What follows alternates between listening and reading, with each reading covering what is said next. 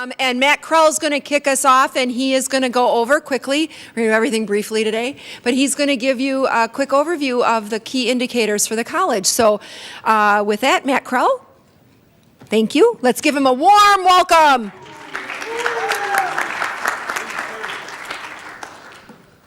That was warm. Okay. I was going to do the 2-minute sprint version, but Kevin told me to take as long as I want, so this is on him. Okay. So the key indicators. Just to remind a few people what the key indicators is, or those who are new who have never had the pleasure, it's kind of what we refer to as the college's annual physical. It has about 22 metrics in it that examine the college from various different ways, umbrellaed under 4 different themes. These are based upon the American Association of Community Colleges Core Indicators of Effectiveness. Did I get that right without looking? I don't know. Good for me. So we'll go through. Like I say, I'll move kind of briskly. If people have questions, feel free to throw a hand up. This is different than what we've had in previous years. For those who've seen previous iterations, we had Missy. You're blinking a lot. So are you, Lucretia. Okay. Wow. People are. No, it's all good. But anyway, Lori and I sat down this time and we did away with a lot of the narrative pieces of this and kind of made it very streamlined. It looks a lot like the board dashboard that comes out every month now. But anyway, a very little quick background. We kept the traffic lights, Kevin's contribution of years ago that we maintained. What the traffic lights you're going to see next to each indicator as I run through them indicate if it's good, we need to watch it, or if action is required, respectively being green, yellow, red. So there are my sources if you're interested to know that I didn't make this stuff up. That was Lori's idea. But again, we're just going to kind of jump through these.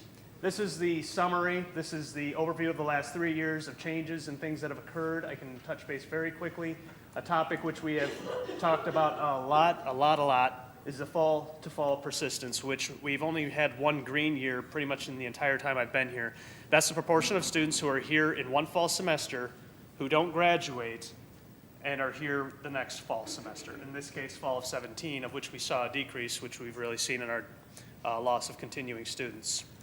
Then, of course, we have a split indicator with the completion and success rates, which I'll talk about. 11A, which is always kind of the hard story. I know people know it and they've heard it. Successful first-time, full-time students in math and English remediation. So those assesses needing developmental math or developmental English who attempt it and successfully do so. We've been under the indicators on that. Head count and tuition-bearing credits. I think we all kind of know what's going on there. But then some improvements having to do with funding. So jumping into that, this is an overview of kind of what happened with all of those. I'm not going to read all of it. It's out on my portal. Please help yourselves. But there's good news with a lot of this. So the first one is student goal attainment. By the way, the goals that you're going to see in here are based upon the National Community College Benchmark Project, of which we are going to be a contributing member starting in 2018 to all of these data. So it's not goals we just make up. They're based upon the median rate of all community colleges that contribute to this, of which there are over 300, if I remember correctly. So the goal for students who, upon graduation, say they met their goal, it was 93%. That's within 1%, making it green of the national median. The fall-to-fall persistence, which you heard me say, the median is about 49%. We are at 44.6. That's a pretty significant lower proportion. We, in fall of 15, did pretty good, but that fell down in fall of 16, the proportion who are here today, essentially. Program completion rates, once again, green light, we're looking pretty good at 28%. That's the proportion who complete over 2 years or transfer out successfully to another institution, 23%. College course completion and success rates were 89.7 and 83.7% respectively. So we're doing good there. Retention, so that's course level retention. The people who get an A, B, C, D, or F stick around in it. So anyway, that's what's happening there. But generally speaking, this is a student progress indicator. With the exception of persistence, everything's looking pretty good. This one, workforce development and critical literacy. So this is a big one that we talk about a lot. Key indicator number 5. Proportion of technical occupational graduates who within 6 months to a year out of exiting this college or even continuing their education elsewhere are working in the field of their study here. had a banner year. The FY16 students surveyed in FY17, 76% indicated working in their field, which beat out the national benchmark of 64 by 12%. So, yay. Yeah, round of applause. Another big one. How many of those students who go through a lot of our technical and health career programs successfully pass their licensure certification on their first try? Again, we're doing pretty good. For the sake of space, the benchmarks are not in here. Trust me, I have them if you're curious. We beat all of them. So again, yay. Instructor satisfaction is another one that we target. This comes from surveys, both alumni and the CE department and the Business Development Center. We still kind of call it that. Probably need to work on some of the terminology entirely. But we survey for those instructors' satisfaction. As you can see, at 89, 100, and 98% for credit grad, CE, and BDC, we're still doing very well on instructor satisfaction. Number 8, very quickly, this is a new one because we retired the transfer grad portfolio. For those of you who remember that one. We analyze the proportion of students who, upon completing their program, meet or exceed communicative literacy. And this was something that Jamie and I kind of sat down and figured out that we would use for this one, and Joanne. So anyway, all good here. So next piece, transfer preparation and remediation. This is one that marketing loves to use, and rightfully so. Transfer graduate acceptable transfer rating was at 99%. For our most recent cohort of transfer graduates saying they're happy with their transfer out process. First fall GPA after at another institution was 3.08 in the most recent cohort, so we're doing very well there. Successful remediation rate. That's, again, one we've talked about a lot. I don't know how many different initiatives to try and address this, talk about this that we have done and continue to do, but one of the biggest battles the college has faced and continues to face, though improving, in math especially, is that proportion who within 3 years successfully navigate the remedial sequence of math or English. So I won't belabor that anymore. The next one, 11B. So of this proportion, of the 56.7% here, 69.2% of that percent, I know, percent, hang with me, I'm almost done, get a C or better in their first college level material in English. Same then for math. So it's after they successfully navigate the remedial sequence, the proportion who in their first attempt knock it out. And on that one, we're actually doing good. That's a green indicator. So, any other questions? Trying to move at a pace that's somewhat engaging. Okay. All right. Enrollment and transition.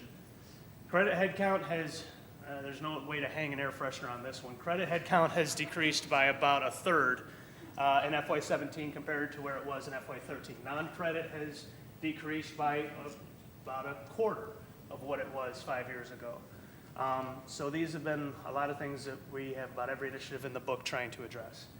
Tuition generating credit hours, the goal was to be flat with both of these things. As you can see, that had about a 3.7 or 3.3% decrease in FY17. So both of those are red. Now this is a funny one though. The proportion of our district residents who enroll in a credit or non-credit course here, we were at 5.8 versus 5.6. So we're actually green on that, meaning the participation rate of our district at our college is pretty good, despite our frustrations with enrollment, because the entire state of Illinois is having frustrations with enrollment.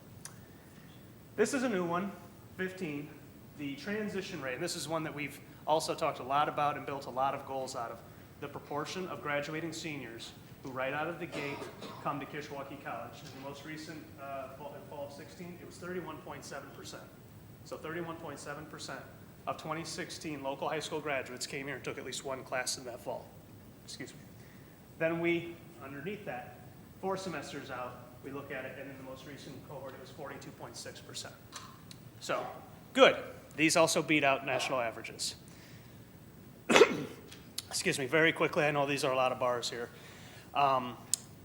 So we went to red on our funding balance because we didn't get state monies in the year prior, so we had to expend out of that. But now this time, we have planned dollars that we're going to get from the state for 18 that are going to go into the fund balance to replenish that, thusly bringing our budget back into green. I know I'm not going to spend too much time on that because it's a lot to try and digest. Unless Jill wants to say something. Otherwise, I'm done if anybody has any questions, unless anyone does. No? Okay. Thank you.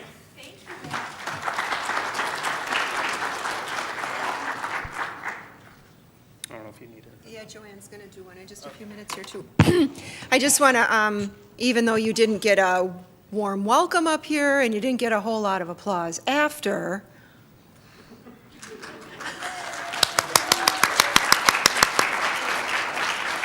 Matt really does do an excellent job of helping us with our data. In fact, he was just selected to serve on a statewide committee that's looking at the entire state between the university system, the community college system, and the data. So we're very proud of Matt and Kevin, who of course works with him as well, and Mark, who's his suite mate, who probably gives him a few nudges on numbers every now and then. So anyway, it's really important. It's really, really important that we keep track of how we're doing compared to our peers and our numbers. So thank you, Matt, for doing that. Does a great job. I ask him a lot for numbers. So I want to keep Matt happy.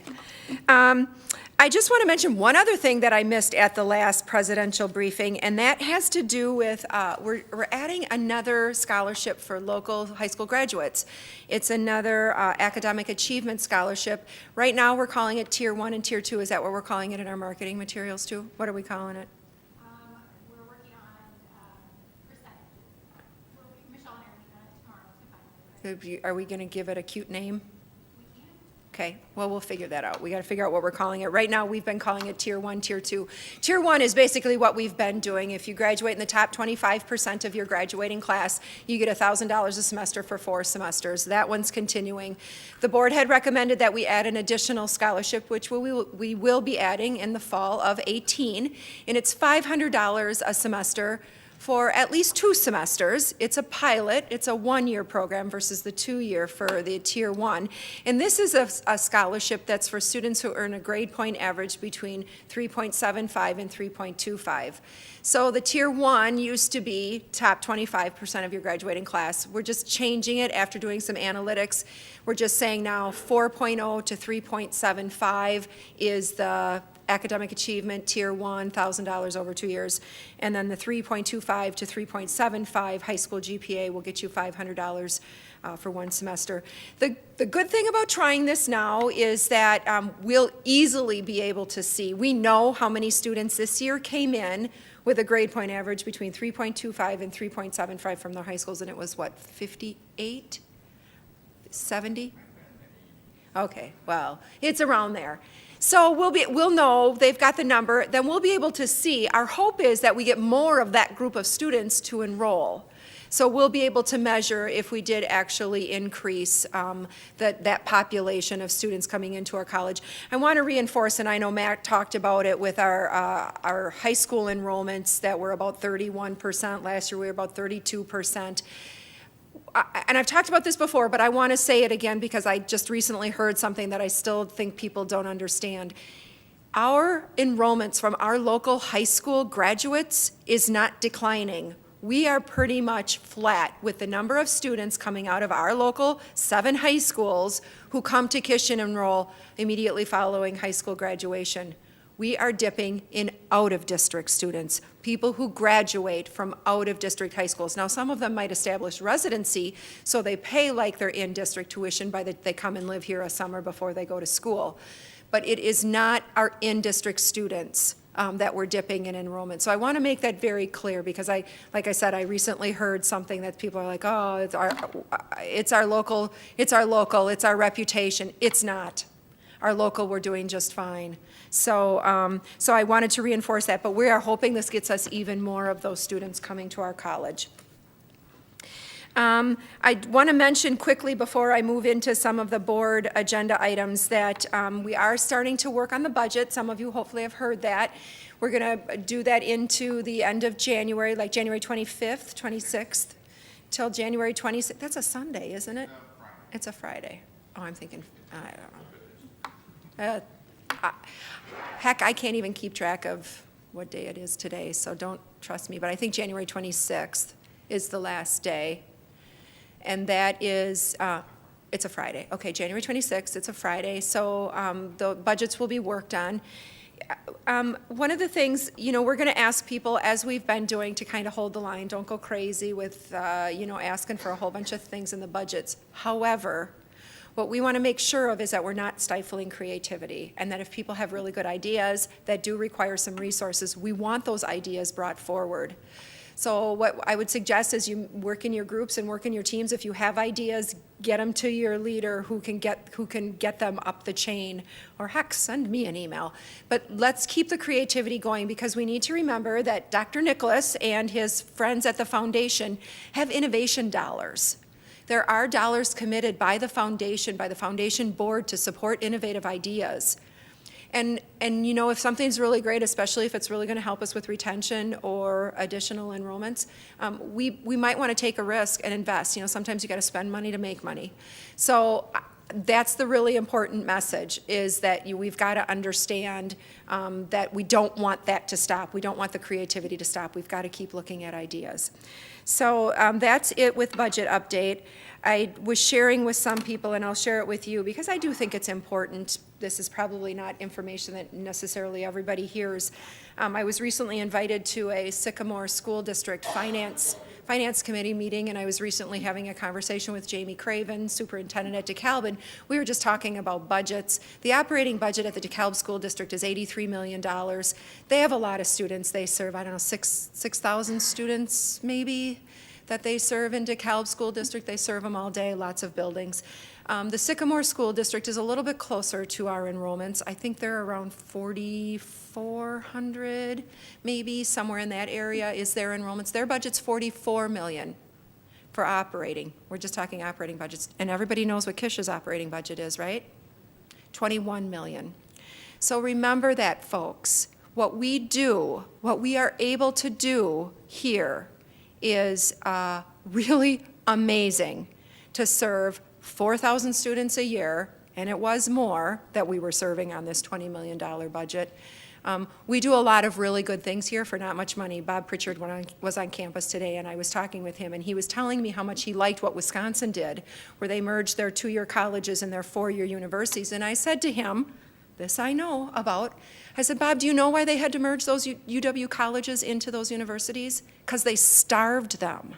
They cut off all their funding. They made administrators over like 4 of the campuses, which are hundreds of miles apart. I said, Bob, if you starve educational institutions, they can't survive anymore. No one's going to go to them. So we'll keep sending the message, but I say that not to depress us, but because I was a little depressed when I heard that, but I say that because you need to be proud of what we do every day. We are mighty. We are really mighty that we can do everything we do on the budget that we have. So keep that in mind, and we are grateful, and we're good, and we're going to keep moving forward, but what we do with so little money is nothing short of remarkable. So I'll go quickly. The board meeting this month was much shorter, so we can go a little more quickly. As I mentioned earlier in an email or when we were talking, I can't remember when we mentioned it, but DeMonica, our architect, gave a presentation to the board, which Kevin's going to go over, and we're going to spend a little bit more time on that at the end after we wrap this up. And then Joanne shortly will go over. She talked about the product development plan. Get more customers, you got to have new products, and we have to keep our curriculum updated to meet industry needs. And many of you know that Matt Fairborn's kind of taking on a little bit of a different role to help us with that, and Betty's taken on a little bit of a different role to help him out so that he has time to work on the curriculum. So that's why we presented it to the board. We want them to know we're keeping up with the curriculum, and Joanne will go over that in just a few minutes. Our 50th anniversary committee, Katie, I don't know if you want to give any updates as to what's going on with our 50th anniversary, because there's some things that are going to be rolling out shortly after folks return from break. Hello. So hopefully if you guys have had the opportunity to come in the campus around the Student Center, you have seen the large 50th anniversary decals. They look amazing. So I just want to give kudos to Rhonda Ramsdale and her branding committee for putting those together. So that was the big thing that happened recently. And then as the board changed their board meeting date to February 20th, that will be the official kickoff of the 50th anniversary. Will be February 20th at 4 o'clock in the Student Center. There'll be more information to come out about that probably in January. We also are working on a 50th anniversary video that we got a preview of this week at our meeting, and OC ImageWorks was out here and they did that over the fall, and it turned out amazing. I think it's going to be something that everybody on this campus is going to be proud of. I know it brought me, I admit, it brought me to tears when I watched it, but it really is, it will make you proud that you work here. We do great things here, and everybody in that video said the same thing. So it's going to be a great piece to share for our 50th anniversary. So lots to come. The 50th anniversary website is still under construction, but we keep updating that, so keep your eyes open for more information. But we're really excited, but when we come back in 2018, we will be full steam ahead on the 50th anniversary. So thank you. And I know the bookstore is starting to get some things in related to the anniversary, so you'll be able to check that out.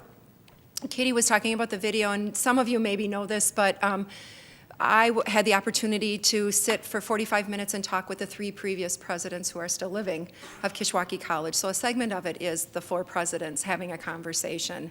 And that was truly a humbling experience. Those are great men that came before me and laid a wonderful foundation. So there's some really cool things that are happening in conjunction with this. So thank you to, I know a lot of people are working on that, and we need to celebrate.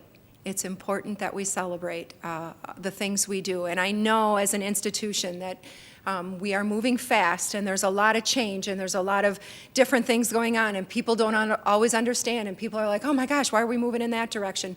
But just keep in mind that what we're really trying to do is be responsive. I try really hard to be responsive to the things I hear, especially from students and especially in our communities, about the things we need to do to ensure that we have enrollments, that we retain our students.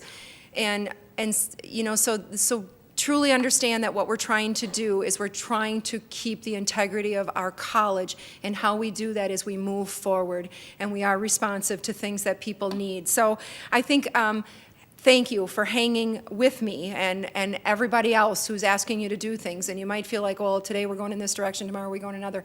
Well, sometimes that does happen because maybe we start to go down a road and then someone gives us feedback and we discover that isn't the best road to go down. Now, we could not listen and we could say, well, we made the decision and we're going forward, but that isn't always the right thing to do. So sometimes it feels like we're changing and then we're changing. Yup, because we got some more feedback and it told us, that isn't the right thing to do. So we do listen, we do appreciate the feedback, and again, I thank you for hanging with us. I know these are tough times. I know, especially this time of year, everybody's tired. It's been a semester and we're ready for a break. But we are doing great things, and you need to keep that in mind as we go forward. And we're going to celebrate next year our 50th anniversary, even though it might be a tough year. We might not have a state budget again, but we're prepared for that. We're getting smarter here about how we operate this college when the state isn't so sure they're going to give us a budget, and we'll share that in the start of the new year, how we're going to do budgeting a little bit different. That's going to keep us a little bit more stable. Strategic planning, we need to do a strategic plan as a college. John Newton has been hired to help us through that process. I think most of you remember John. He did some in-services for us. For those of you who are newer, he's a great resource for us. He runs his own HR consulting firm, and he started working with Kevin and I and Michelle Olinger, and he will continue to walk us through our professional development day. Did I say that right? Professional. We gotta get it to one name. But anyway, Professional Development Day in March. He will be here for part of the day. We have a guest speaker that Amy Ehrman has secured for us for part of that professional day, and then John will be with us to talk about some of the strategic planning things. And actually, because what's going to be really important through that process is that we get all of your input as well. That it's great to have the staff input. So John will be doing a presentation for our board at the January meeting. And we look forward to that. And also at the January meeting, we will be rolling out the results of the employee satisfaction survey, which preliminary, if you want to know, it's similar to what we heard from the students. It's kind of in the same light. It's not perfect, but it's pretty good, right, Matt? We're pretty good. So, pardon? It's pretty good. The January and February Board of Trustees meetings have both been changed, so the presidential briefings will also be changed. I think the January one also already has been. The February one, watch for that, watch the portal. We'll be making those changes so that they coincide, so again, we can update you on what happened. A couple of policies that were changed at the meeting, the travel policy. We made it just a little bit of a language change in the travel policy. In the past, it had said any out-of-state travel needs presidential approval. We changed that to mirror what it says with in the faculty contract. It's a 300-mile radius.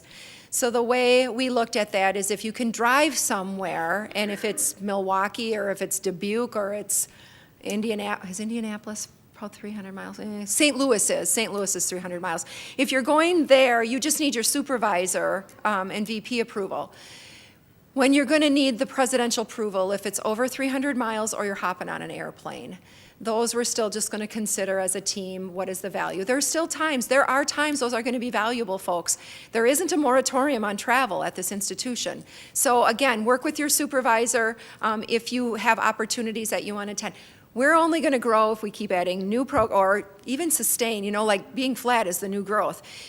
We add new programs, we have new ideas, and people need to hear that and share and get that from other folks. So I understand that value. I'm all about innovation and creativity, so please don't think that you can't travel at all, or if you only have so much money in your budget, that means, only 2 people can go. Again, have conversations with your leadership team. If there's something really great, we will talk about it. Purchasing policy, we did make a little bit of a change to that. We discovered that there really wasn't a check and balance on bookstore purchases and the new food purchase, and we just need to have that for auditing purposes. So now there is a new policy for if you're charging to your account at the bookstore where you have to reconcile, just like we do for credit cards. It was just a bit of an oversight. I just want to mention a couple of I talked about the Noel Levitt survey that we'll bring in January, but another survey that Matt did that really gave us good information, and we'll try to get this out, is we surveyed first semester students. Why did you pick Kish? And it did give us some interesting responses. The top 2 reasons that this group of students told us that they chose to attend Kish is, number 1, because it's local, and number 2, because of the cost. So I went and saw Missy Gillis yesterday, and we were talking about that, and I said, you know what, those are the 2 things we've got to emphasize with our, we thought it was, quality, and it is. We've got great instruction. And I've said that ever since I got here, but that's not what the perspectives coming in are focusing on. They figure that out when they get here. It's close to home, and it's an affordable option, and that seems to be a really big thing to the group of students that are coming into our college. I did a great listening session with a group of students a couple of weeks ago. We as a senior leadership team just haven't had time to flush that out, but we had a great conversation about retention, and one of the things that those students really focused on was the transition between high school and college. And so we're going to start talking in the spring semester, we're going to start talking about some ways that we really reinforce that for our students and help them transition. We know in our retention studies that we lose the majority of our students, right, in the first semester. 12 credits and less, and those are the ones we're losing. So we've got to give, and that's not just Kish, that's nationwide. So we've just got to make sure we've got a lot of strong services in the first semester. We've got to front load our services. That's a Noel Levitt's term that's been around since I was in high school, front loading your services, getting them a really good start right out of the gate. So lots of people will be involved in that. I had the professional staff, I'm seeing some of them here. We had a great conversation there too about retention. So there are a lot of conversations happening around the college, and I love the energy and creativity that's coming forward relating to how we keep our students. This is so important, and it's not, yes, it will help our bottom line, it will help us keep all of us employed, but it's just the right thing. We know, we all work in education because we believe in education. We know it's what helps people with social mobility and having a better life, and that's what I really truly believe. We all share that in common, that we want that for our students. The highest rate of people who default on their student loans are people who never finish. I read an interesting article this morning. 90% of student loan rate defaulters receive Pell Grants.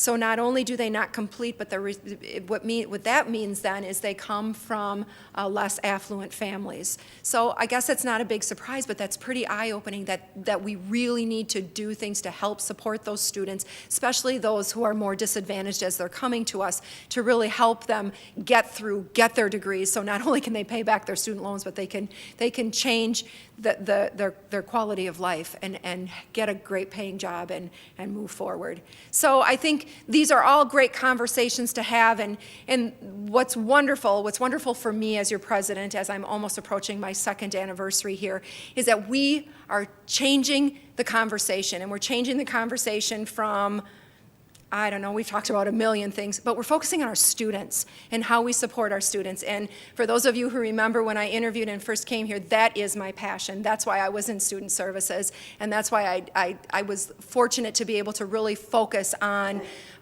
how we help students get to the finish line and be successful. So I'm really excited that we're having those conversations here and that we're going to move it forward. So join me in that conversation and that excitement, and we're really just going to keep moving forward. With that, I'm going to close it there for a minute and allow Joanne to have about 5 minutes to share with you the highlights of the product development plan and the things the Learning Division is working on creating to help us enroll new students. And then we will spend a few minutes on good news, and we'll turn it over to Kevin to talk about facilities. First of all, before I do that, though, does anybody have any questions or comments or thoughts about what I just said? Okay, great. Everyone's tired from the food.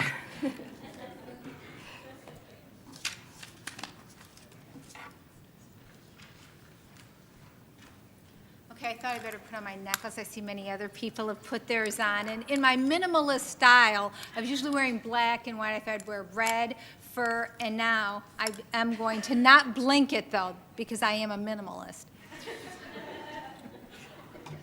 All right.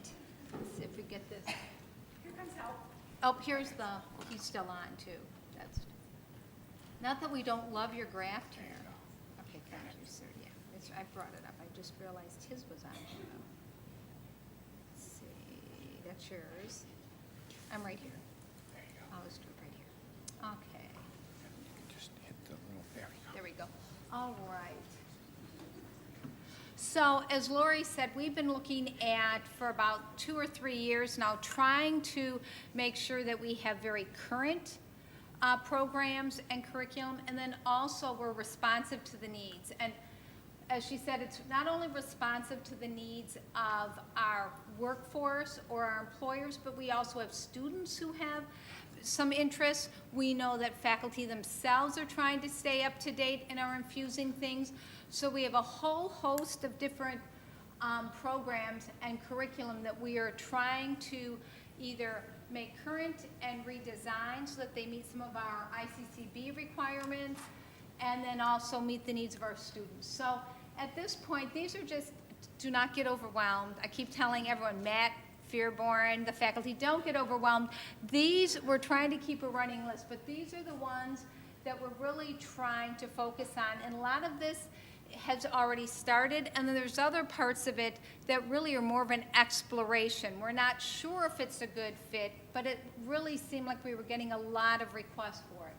So, for example, the first 3, automotive technology, collision repair, and diesel power.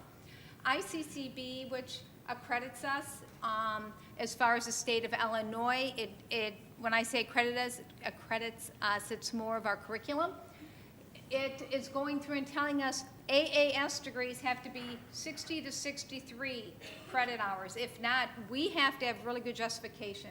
So they've done and are continuing to do extensive revisions because they were going, they were increased over that amount. So we are trying to reduce them, really just re-look at how we're delivering the content. Then the same thing for EMS. They have started redesigning theirs. Instead of one big course, think of the pressure on a student, it's been split up like other courses. They have theory, they have lab, and they have clinical or writing time. So they've been redoing it, but all this must go through ICCB again.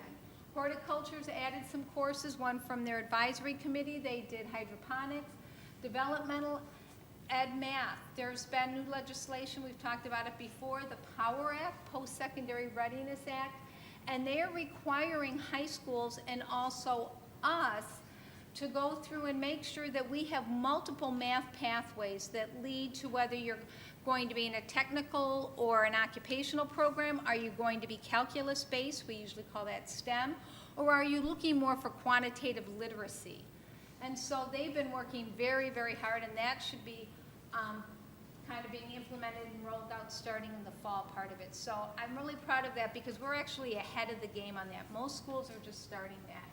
And then we have some partnerships to do a senior year math that we're going to recognize for placement called the Foundations, and English is already working on that piece too. In manufacturing, a lot of schools, what they're doing is, I know she's telling me I'm going too long, they're going through and they are integrating them, so we're looking at that. I'll send this out. The next one are responsive to our new programs. We've got a lot of ideas here that you guys are going to see. We also have a lot of implementation. Dual credit has to be upgraded. We've got programs that we have to articulate. But to get a lot of this work done, the faculty are going to spend a lot of time doing this. But they also need some leadership. ICCB, it's a very cumbersome process, and Dawn and Matt really has a good grasp of ICCB process. He's got a strong background in curriculum development. So you saw that long list. We don't want him to have a heart attack. He has a talent in that area, so he's agreed to take leadership responsibility for that. But we don't want to, but we don't want his faculty and his programs day to day not to have the support they need. So Betty Chilton has agreed, because she already has CTE as part of it, to take over the day to day there to help their faculty. So thank you. And I just want to say, if you didn't see on the portal, we have completed the Office of Instruction, and this will also help so that all 4 deans can have their own community of practice, their admins, and they're all in one spot to help support each other and everyone's faculty. So thank you. Sorry. No, it's okay. I'm glad you got up.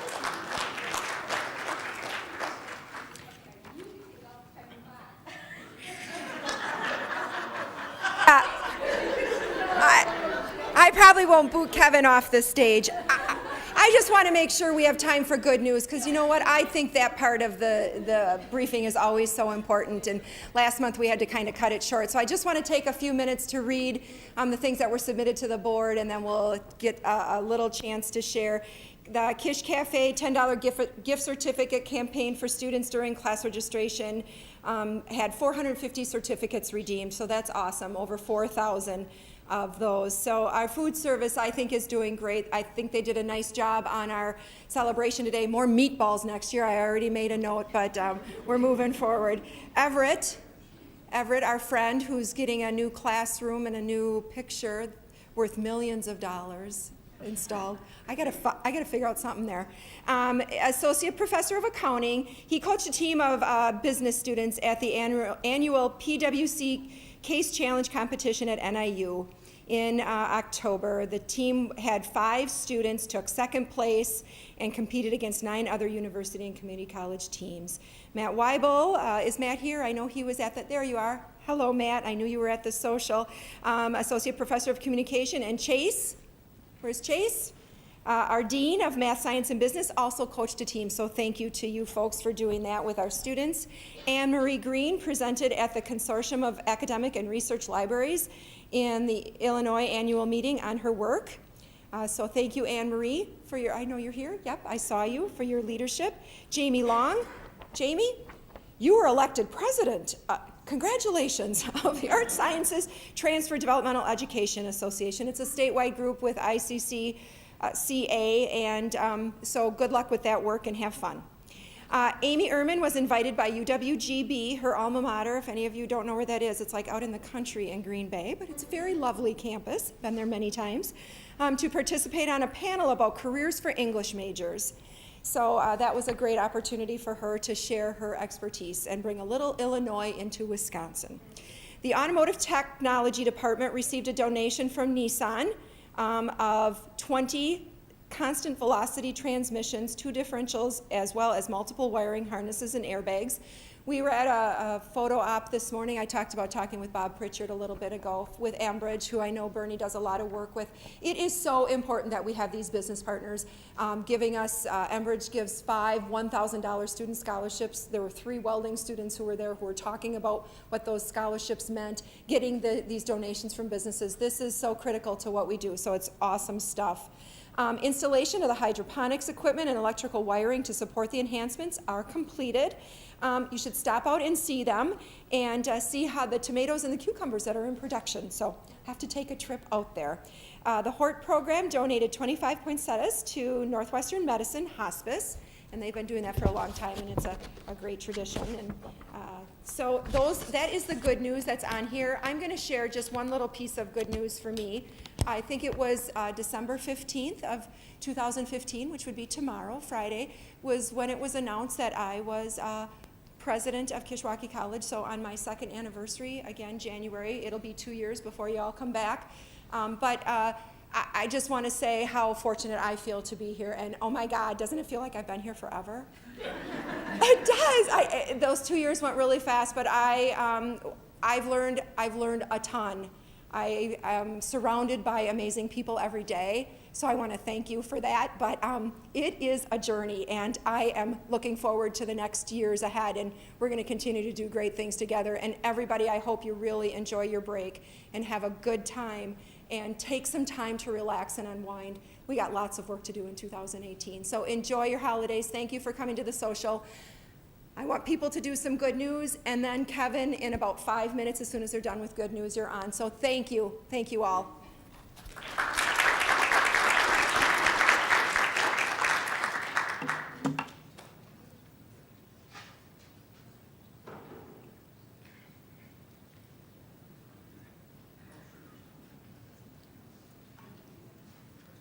Hi, if anyone knows or has Brianna Williams in one of your classes, please congratulate her.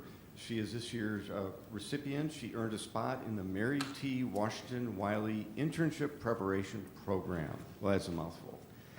She follows Chad Young, who had a spot last year in the program. Chad is our graduation speaker this year. Just a little background. It's an award-winning internship preparation program. All expense paid opportunity held in Chicago, January 3rd through the 5th of 18. The program launches African American and other racial ethnic minority students into the accounting profession with access to training, resources, and mentors. At the end of the program, accounting firms interview the students for a variety of paid internships that could lead to full-time jobs. Chad is riding a very high wave at this point with interest through this program. And just a little bit of background. Mary T. Washington Wiley was the first female African-American CPA in the United States. 1939, sorry, a little choked up about my profession. 1939, she founded her own firm. No one else would hire her, so she founded her own firm. Today known as Washington, Pittman, and McKeever, at a time when most firms would not hire minorities, she actively recruited young African Americans from around the country, enabling them to fulfill their apprenticeships needed to earn their CPA licenses. She was a groundbreaker and mentor who fostered development of a generation of African American CPAs. So again, if you see Brianna, please give her a round of applause. Congratulations. Right, she'll be with us probably another year and a half before she moves on to NIU in their accounting program. Thank you.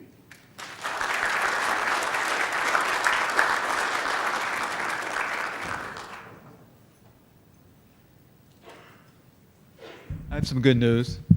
There's still an opportunity to support our employee-sponsored scholarship fund and to have some fun doing it.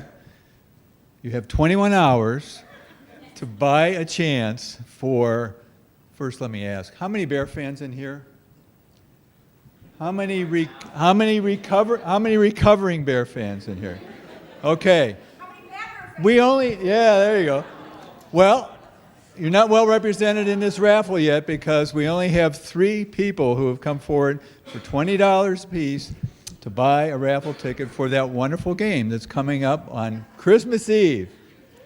What a great time to escape family and friends and go to Chicago. Enjoy yourself. 4 tickets and a parking pass. Noon kickoff. Think about it. Tomorrow at 11, the raffle is closed. Thank you.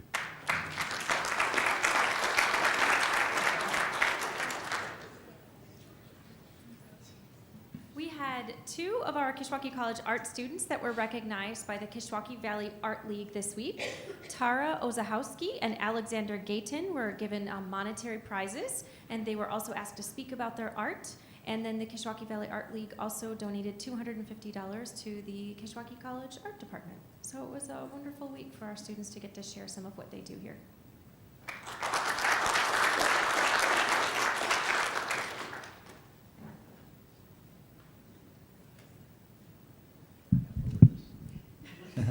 So if you hadn't noticed, we had some exciting student news week of November 27th through December 3rd. DeKalb graduate who's a sophomore point guard on Coach Buss's men's basketball team, Rudy Lopez. He was the National Player of the Week for Division II for men's basketball. So that's the entire country of Division II colleges. So Rudy Lopez, sophomore from DeKalb. Great honor.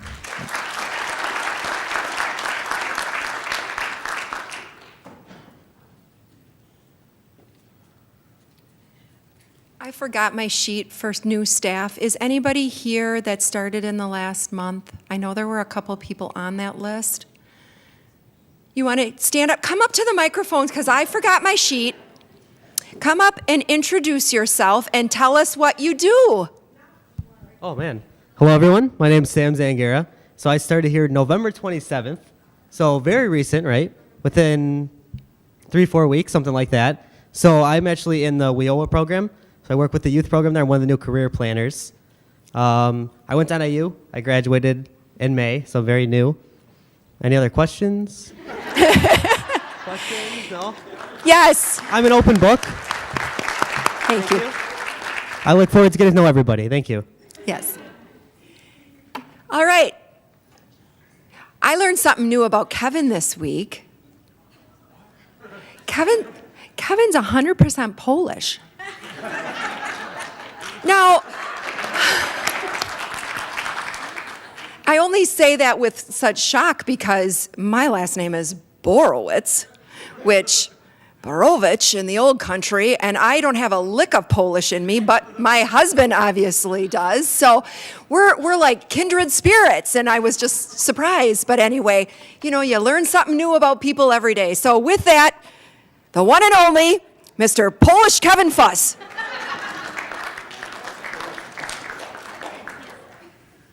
Thank you. Let's see if I can get this going here. All right.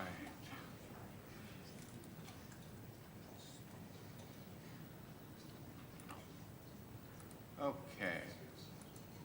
So, at the board meeting, we had Dominic DeMonica from DKA, who is the architect on record for us and has done a lot of work for us, to talk about master planning. And before we get into it, I just want to kind of tell you, we use that term all the time, master planning, but what that actually means and why would we do something like that. So master planning isn't like so you think about strategic plans. This is different. So we have 120 acres of Kishwaukee College campus. The master plan is all about how do we use that space. And so the last time we went through master planning back in, I think it was 2009, 2010, it was really focused on buildings. Where will the next building be sited? Where will the ring road go? We didn't used to have a road that surrounded the campus. We kind of had parking lots, and you had to do your best to run into the building while cars zoomed by. It was an interesting kind of a scenario that we had. So it was all about kind of external and building. And so this time around, though, it's going to be more about how do we use the space that we already have. And so so it's important to have that information so that we can make the campus be what we need it to be, and to serve our students and the community members and all the people who use it. But Also, there is a requirement from ICCB you have to do this at least once every 5 years. And so partly because we need to and partly because that's something that we have to do, we embarked on a kind of a master planning. And the way that it works is we kind of went into it, and I'll just go through this real quick about some of the objectives. And really this time it's all about kind of using the efficient use of our space. We're not talking about building buildings or anything like that anymore. It has to be a flexible plan to accommodate enrollment declines and so forth. Focus on the quality of space, make us more marketable. The other thing that we did that I'll talk about at the end here is we did this facility condition analysis where we had a company that came in and literally looked at everything that we have here, from the chairs that you're sitting on to the carpet to the way the building is heated and cooled. Went through each of our systems, and we have a report that kind of gives us a condition of everything that we have, and then when we would need to replace that equipment. So I'll talk about that. It had to be a phased plan, so it's something that we're not going to do everything all at once. And we have to have a strong rationale for it. And then the big one here on the bottom, we have to be able to afford it, right? It has to be cost effective. So those are some of the discussions that shaped what we were doing. And the way that we did it was we've had 3 meetings now. The first one, we kind of looked at data that we had, and a lot of that was utilization data on how we're currently using the campus, kind of a history on how we've been using the campus in terms of which rooms are used a lot, which rooms are used sometimes, and really we have some rooms that were almost not used at all, classrooms and labs that were really not used at all. And we kind of took that information and we kind of developed a concept for how we might incorporate that information into a plan. We looked at some of the other problems that we have on campus that we've received from the surveys that you've done, from employee surveys, and from feedback sessions that Lori does with all of you, the professional staff, faculty, and support staff, when she's out in the community talking to people. And then our student survey as well. So we tried to pull in information from as many people as we can to kind of get to an idea of what are some of the high priority, medium priority, and low priority things that we need to do to our campus. And so that was kind of the way, and it's kind of still a work in progress. We're not done, as you'll see. We still have some work to do. So this is kind of just a check-in on where we're at. And the way that we got started was, I think this was helpful for us, is this is our whole first floor of our main campus. And what we just did is we tried to kind of group our space by colors. And so look at programmatically, this would be our CIS, student services over here. Brown would be some of the CT areas, just a way for us to understand how we currently lay our campus out and see if that still makes sense to do it that way. If we've got programs that are the same color but they're scattered throughout the campus, maybe there's some opportunities to bring those together and so forth. So it just kind of helped us see the campus as it is. So we did that for the first and second floor. And so I talked about the space utilization that we did. And so we actually did it twice. We did a study for the fall semester that we're currently in. But then as we got into this a little bit more, we discovered, well, we really need it for next semester. So as we started scheduling classes for next semester, we knew where things were scheduled and we knew what enrollment was projected to be. And so this was a useful kind of information. So what we determined was that based on the classes that were on the schedule, we would need 35 total classrooms and then 10 computer labs. Some of them would be dedicated space, but and so you'll see that there are some areas of the college, and we'll get to this in a second, but that we're actually going to vacate. This is the A1300 area, and this is the A1200. There's a couple spaces here that I'll talk about that we're not quite ready to yet, but so we were kind of looking at how we could group classes together here. In the new building where the new classrooms are, and in the B1200 area, the B1400 area, these classrooms here and these classrooms here. And then, of course, in the B1400 area, where we have a lot of our CT programs and so forth, we have one classroom, Everett's classroom, we call it, is in there. And so, so this is kind of an idea that we looked at based on how many classes do we have scheduled, how many people do we have in those classrooms, what's the capacity of the rooms, and kind of try to put that all together in one document so that we can kind of see where, if we needed to do it, where could we hold all of these classes and consolidate as best as we could. So that was kind of one of the first things we did. That was kind of early on in the process. And then we did that for the second floor as well. And so here's kind of where we're at right now, and just want to let you know what some of the high priority items are that we're looking at.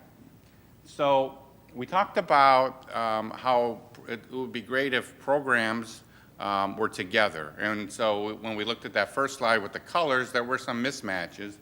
You know, one of them was, you know, art, most of the art is up here, but the Mac lab isn't. The Mac lab is all the way down here.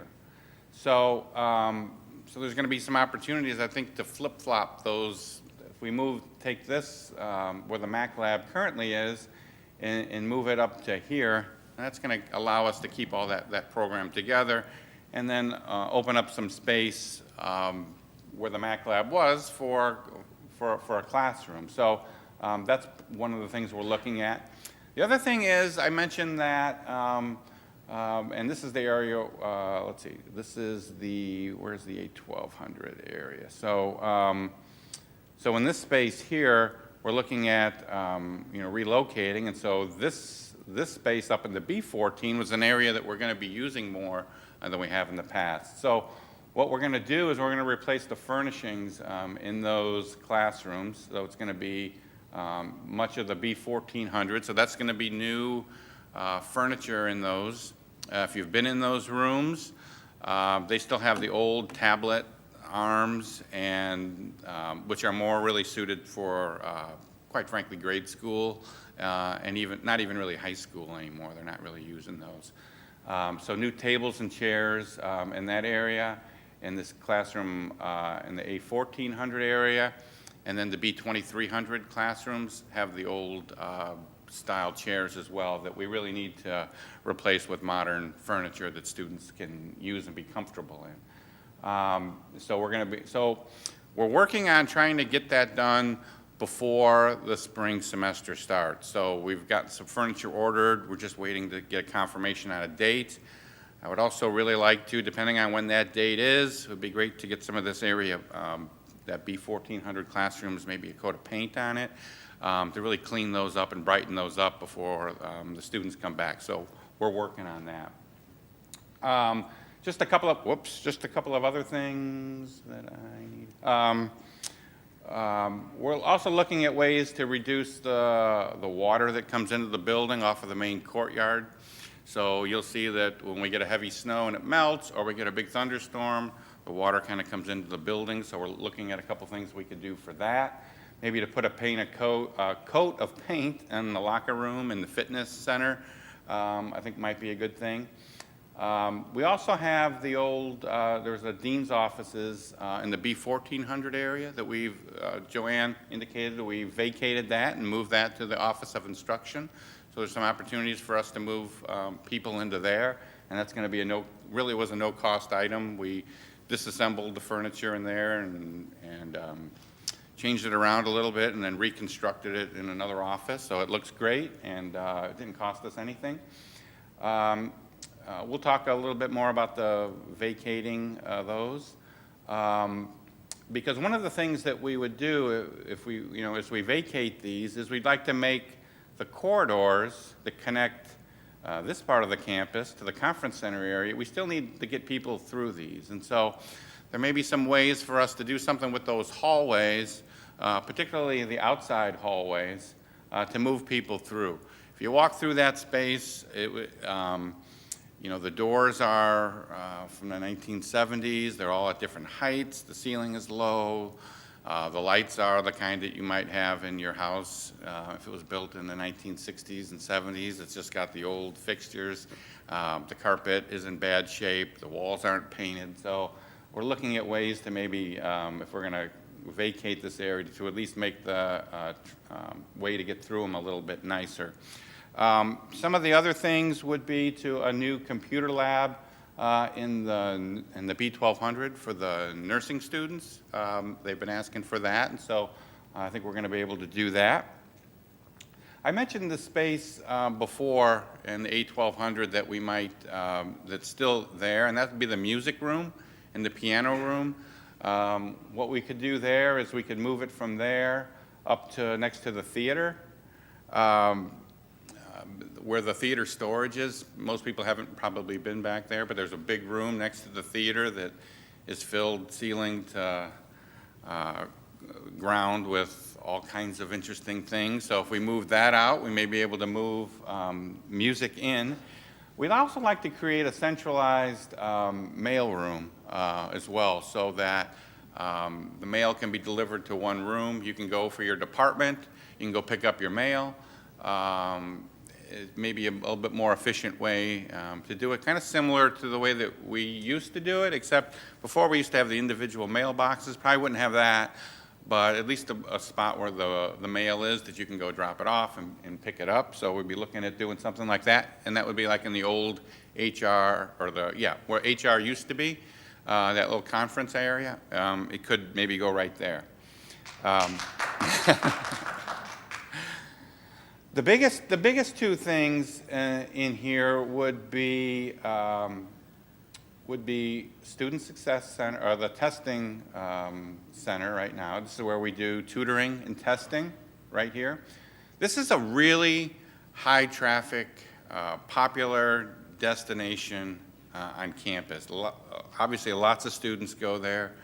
They need to go there. They get important services there, but nobody can find it. It's a very difficult space because it's hidden.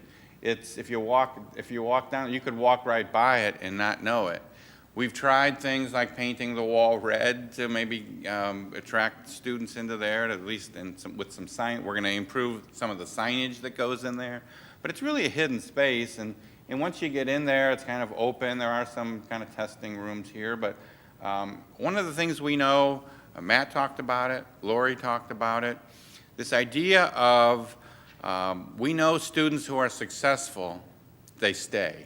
And so retention, if that's a problem here, and it is something we're going to be working on, creating something maybe called like a student success center may be a way to address some of those needs and improve that space. We'll talk more about this in a second. The other spot would be the library, where there's a lot of flow between the library and the testing center, but it's hard really to get there. So what if there was a way to put an entrance over here that maybe you could easily get into the library from here and out of the library into the testing center, to create kind of an area where students can focus on and go to the library and do their testing and their tutoring. We also talked about, as we got into this a little bit more, about maybe combining some space, that maybe some of the library could be can be involved with testing or tutoring, I'm sorry. And so we started to at least talk a little bit about that, and I'll show you a little bit more on that. So, so these are some of the things, I think I hit all these, that would rise to maybe higher priorities. And so then we took these, I think there's one on the second floor too. So again, I talked about replacing those furnitures, and then there's the upstairs of the library. The library furniture in there is going on probably 35 years. So if you've been through there, it's that kind of that wooden furniture with some of the cloth on it that probably needs to be updated. Let's see. And then so what we did is we tried to go through some of these and monetize them to get an idea of what they would cost. And so here you see it ranges from everything from really no cost. I talked about that when we consolidated those offices. That didn't cost us anything. up to if we wanted to relocate the piano lab and the music room, if we wanted to create a couple corridors that would be nice for students to travel through, in wings that aren't opened anymore. That might cost a little bit there. And then there's some costs here. I think on this one we haven't identified what it would cost to keep the water out of the hallways. We're looking at a couple different solutions. It could including some drains or building a little bit of a vestibule. So not all of these are done yet. So, and then there's a second page here. And the two big ones here would be the library and the Student Success Center that we need to talk more about and how that might work. If we were going to combine that kind of functionality, what would it look like? Where would it go? What would it take to get the furnishings updated and tables and chairs and all that kind of stuff? Maybe create a second entrance. So we're just kind of at this point kind of scoping out what it would cost. Some of the things we're doing, we're already replacing some of the furnishings I've talked about that we really need to in classrooms that have old furniture. But just to talk a little bit more about the Student Success Center, so it's kind of a blow-up of that space, which is currently right here. And so we've just been playing with, and this is kind of the way that it is now. You come in and it's kind of got that big space. There's some offices here, testing here, and some rooms here with these are cinder block walls here. So we're just looking at ways to maybe spruce that area up, maybe create some glass in the front where students could see what's going on inside. Maybe break up the big testing area here with some tutoring rooms kind of dedicated to students, and breaks up the space a little bit, makes it more inviting, and hopefully get them to use it as much or more than they're using it now. So that's one area that we might look at, Student Success Center. The other would be, we talked about up in the library as well. This is kind of some proposals, just kind of a scheme for how we could get students from the front to the back and into the testing center, or vice versa. So just looking at some options on how that might work, and what we would do with the space upstairs as well. Could that be, definitely needs new furnishings and upgrading that, but would there be opportunities to do something else in there too? Some of the things that are maybe done in tutoring and testing now, maybe move some of that. So, so we don't have any costs on that because we really haven't taken it to the next level, which would be kind of design and developing, and this room should go there, and should be this kind of table and so forth. So there's some work to be done there, but at least give you an idea of some of the things that we're thinking about.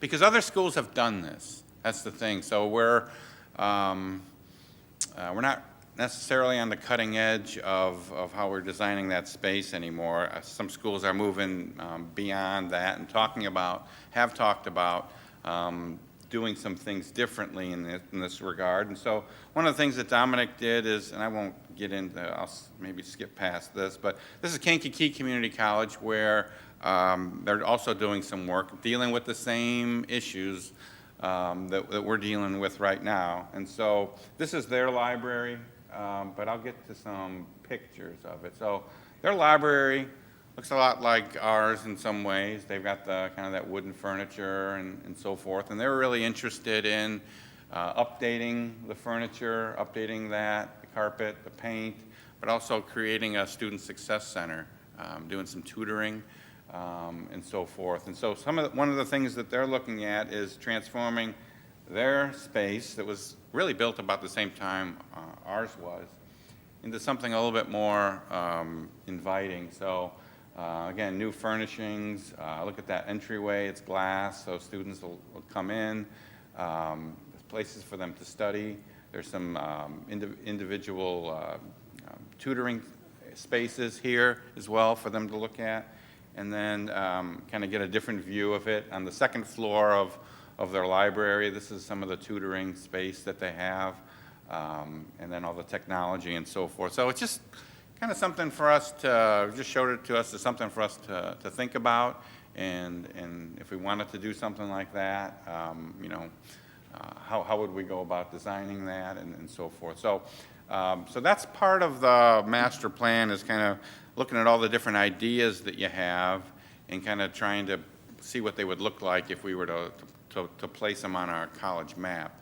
But the other part is, and I'll wrap it up with this, is to look at, I talked about our facility condition assessment before and how important that was.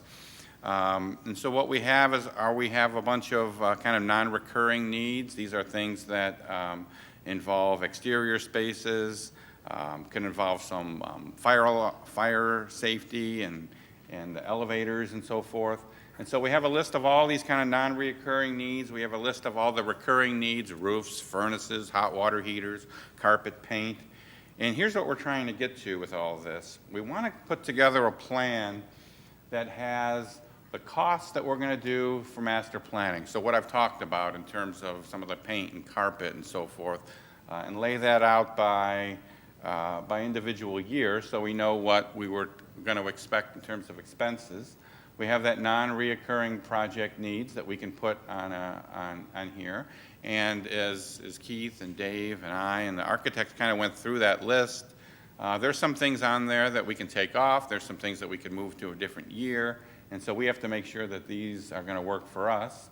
And with those recurring project needs, that's the roofs and hot water heaters, so that every year we'd know what the funding needs are, right? And then down here is the revenue. So we know we get money every year from protection, health, safety. We do a levy for that of about $1 million, so we can start laying that in there and where we think it'll be in a few years. And then we have operations and maintenance funding that's restricted to be used on construction projects. And so we may have some money available there that we can plug in, and that'll be a total line here. And then this will be the variance, so it'll either be greater than that or less than that. And then we'll know kind of where we might need to target and maybe move to a different column, or maybe try to come up with some money or take some projects off here. So this is kind of just a check-in about where we're at now, some of the things that we've looked at, and kind of where we want to end up with probably sometime in the early spring semester. We want to be able to fill this in with real numbers. So it's kind of a check-in for where we're at now. Dominic gave this pretty much exact presentation to the board, so they know where we're at as well. Yes. Yep. Oh, that one. Yep. How many of you think that the facilities and how we look in the space that we have for our students is important to our students? Okay, so you know we've done that little triangle area, right? And if you ever want to do a sociological study, just go stand over there and talk to students about, and I've been doing that like every day I've been down there, and I know some of us have been doing it, and talking to the students who are going there and asking them, how do you like it? What do you think about the space? In fact, a group of nursing students took me from that triangle area, walked me over to the nursing area, and showed me what they would like in their area. Which is great, and they want vending machines, so we're going to put some vending machines over there, but Betty told me it has to be healthy food in their vending machine. No junk in their vending machine. So it is more important than we probably would realize. They want study spaces. They like the cafeteria, but the cafeteria is loud. So they want some other study spaces around campus, and they like for example, your Hort students, they like to be able to study in that space. They don't want to have to go real far to find some study space, and we know we need to replenish some of the outside furniture there too. And the one thing we've discovered in this little project so far is their favorite word is booths. They love those booths. So you're going to see some more booths popping up around our campus. A lot of the furniture that we have scattered through the campus for our students is more like cocktail furniture. It's like, you know, you sit way back in the couch, and then you have like this coffee table there. But it's not study space. Like a booth is a study space, or, you know, the high tables that we put with the plug-ins, and they've got the, you know, where you can plug in your phones without a adapter.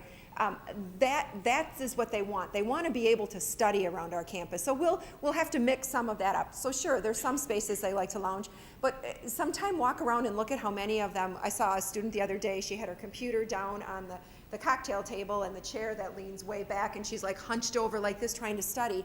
We've just got to make sure that our space is conducive to supporting our students.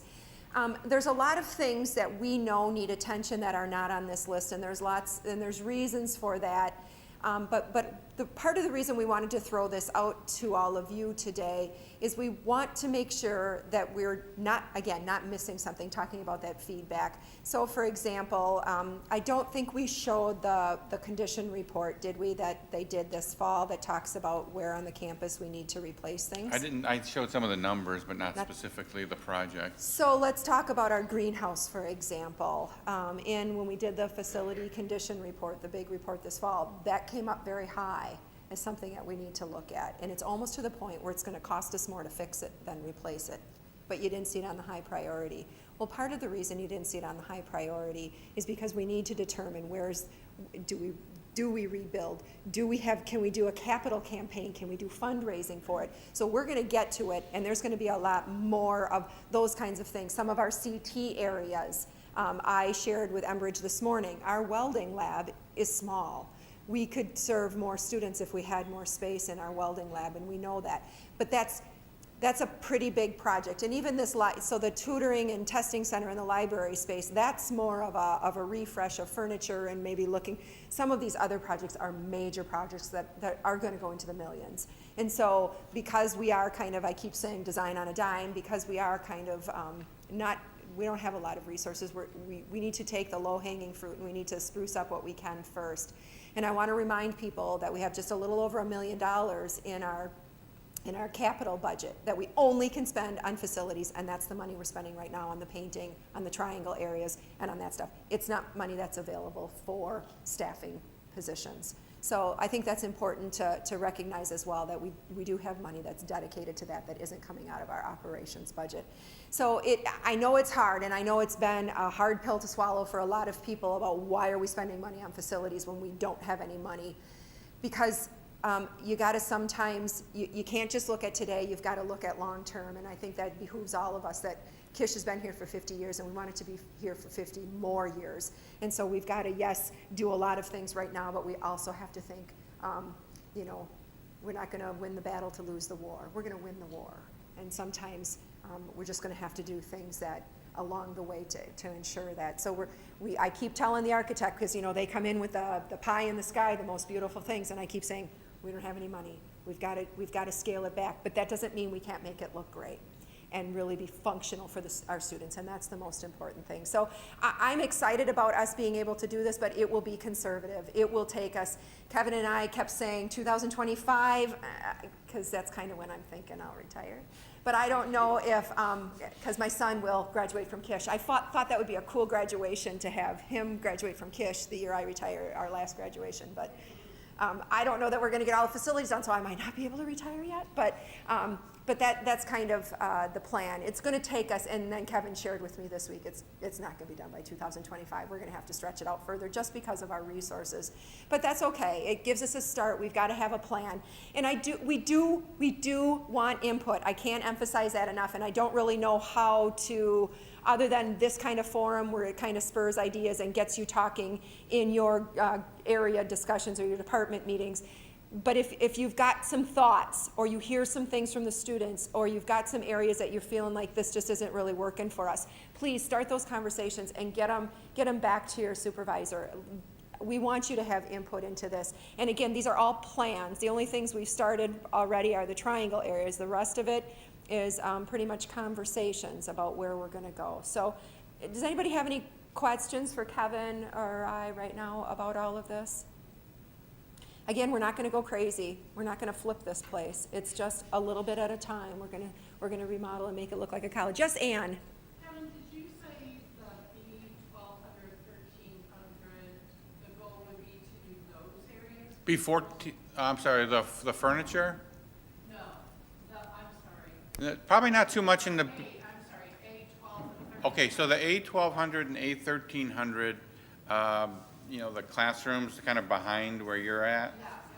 What we're looking at is kind of vacating both the A1200 and but then creating a way for students to at least on one of the corridors to be able to get from like your area down to the conference center. So there's still going to be a way to move students between those spaces. So it's not like we're going to be putting up a wall like right by those stairs, and then how are they going to get anywhere? So. And is the goal for that No. No. No. The furniture, though, yes. For the B1400, the B2300, and then the A1416, I think, classroom down there.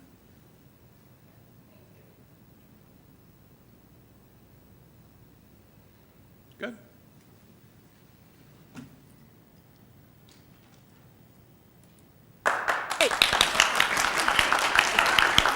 You're too kind. You're too kind. All right, I think that concludes for today. Thank you. Happy holidays.